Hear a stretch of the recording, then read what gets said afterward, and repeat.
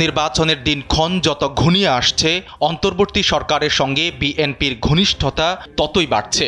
এরই মধ্যে রাজনৈতিক মহলে জোর গুঞ্জন উপদেষ্টা সহ বর্তমান সরকারের বেশ কয়েকজন দায়িত্বশীল বিএনপি থেকে মনোনয়ন নিচ্ছেন। এমনকি সরকার গঠিত হলে মন্ত্রিত্ব দেয়া হবে। কারা সেই ব্যক্তি তা নিয়ে তৈরি হয়েছে তুমুল কৌতূহল। শুরু থেকেই ২০২৬ সালের জুন মাসে নির্বাচনের কথা বলে আসছিল অন্তর্বর্তী সরকার, যা নিয়ে আপত্তি ছিল বিএনপির। দলটি নির্বাচন এগিয়ে আনার দাবি জানালেও সরকার ছিল অনড়। কিন্তু সবকিছু বদলে যায় লন্ডনে প্রধান উপদেষ্টা ডক্টর মোহাম্মদ ইউনূস ও বিএনপির ভারপ্রাপ্ত চেয়ারম্যান তারেক রহমানের বৈঠকের মধ্য দিয়ে। ফেব্রুয়ারিতে নির্বাচনের ঘোষণা দেয়া হয়। হাসিনার পতনের পর জুলাই শক্তিদের নিয়ে ঐক্যের কথা বলে আসছেন তারেক রহমান, ইঙ্গিত দিয়েছেন জাতীয় সরকারেরও।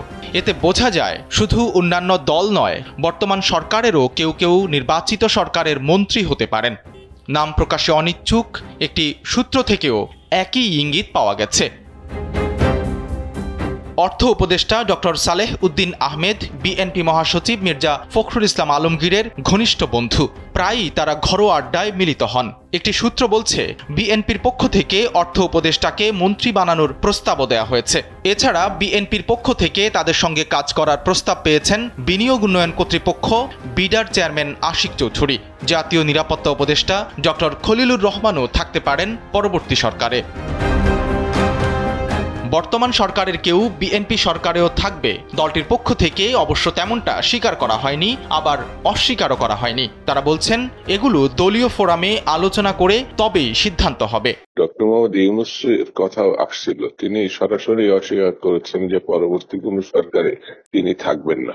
আর যে দুজনের নাম বললেন তারা পরবর্তী সরকারে থাকবেন কি থাকবেন না, গসিপ তো সবসময় গসিপে, তারা যদি কোনো মন্তব্য করে সেটা সবথেকে ভালো হয়। আর তিন হচ্ছে, বিএনপি নির্বাচনের মধ্য দিয়ে ক্ষমতায় আসলে সেই নির্বাচনের পরবর্তীতে পার্লামেন্ট অথবা সংসদীয় দল যে মন্ত্রী পরিষদ অনুমোদন করবে, সেটা তো পার্টির সর্বোচ্চ নীতি নির্ধারণী ফোরামে যারা আছেন, বিশেষ করে বেগম জিয়া এবং জনাব তারেক রহমান, তারা তো এখনো নির্বাচনই অনুষ্ঠিত হয় নাই। তারা এখনই মন্তব্য করবেন এটা বলা খুব মুশকিল।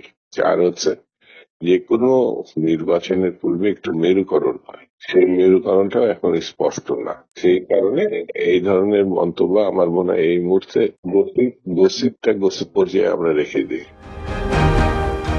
ত্রয়োদশ জাতীয় সংসদ নির্বাচন নিয়ে রাজনীতিতে তুমুল আগ্রহ। কেমন হচ্ছে পরবর্তী সরকার, এ নিয়েও মানুষের মধ্যে রয়েছে কৌতূহল।